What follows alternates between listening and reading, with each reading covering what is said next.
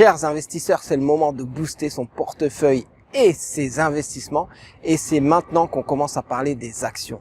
Les actions, on vous en a peut-être déjà parlé, mais vous ne savez pas ce que c'est, vous ne savez pas comment ça fonctionne. Mais je vais vous le dire en quelques secondes. Quand vous achetez une action, vous prenez une part de l'entreprise. Donc vous investissez dans l'entreprise, vous devenez actionnaire.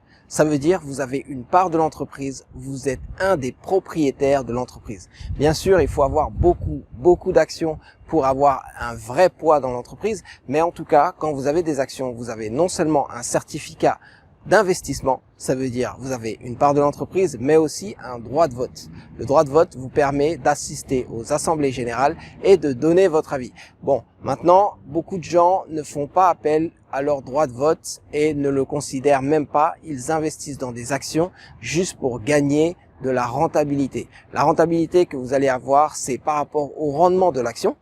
Donc si l'entreprise fait des résultats, elle va distribuer des dividendes et ça va vous faire un rendement. Et si l'entreprise a la cote et qu'elle prend de la valeur sur le marché, ça va vous faire une plus-value car vous pourrez revendre cette action plus cher que vous l'avez achetée. Donc, surveillez le marché financier, regardez la valeur de l'action, ça peut monter et descendre, très vite même. Mais en tout cas, si vous la gardez assez longtemps et que l'entreprise prend de la valeur, vous pourrez revendre l'action avec une belle plus-value. Sans parler que vous allez gagner des dividendes, donc du rendement sur toute la durée de détention de l'action. Le but quand on achète des actions, c'est pour booster son portefeuille. Quand on regarde les marchés financiers, on se rend compte que sur une vingtaine d'années, on aura fait en moyenne 7 à 8% de rendement sur un portefeuille d'actions.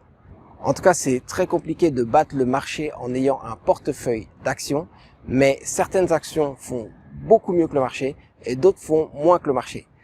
Un investisseur comme Warren Buffett, lui, va regarder certaines actions et se spécialiser dans ces actions-là et avoir un rendement intéressant. D'autres vont essayer de répliquer le marché, donc avoir à peu près le même rendement que le marché. C'est beaucoup plus dur à faire et ça demande beaucoup de travail, mais au moins vous êtes sûr, même quand ça monte ou ça baisse, vous êtes sûr de suivre le marché et que vous aurez eu une moyenne intéressante quand vous aurez revendu vos portefeuilles d'actions.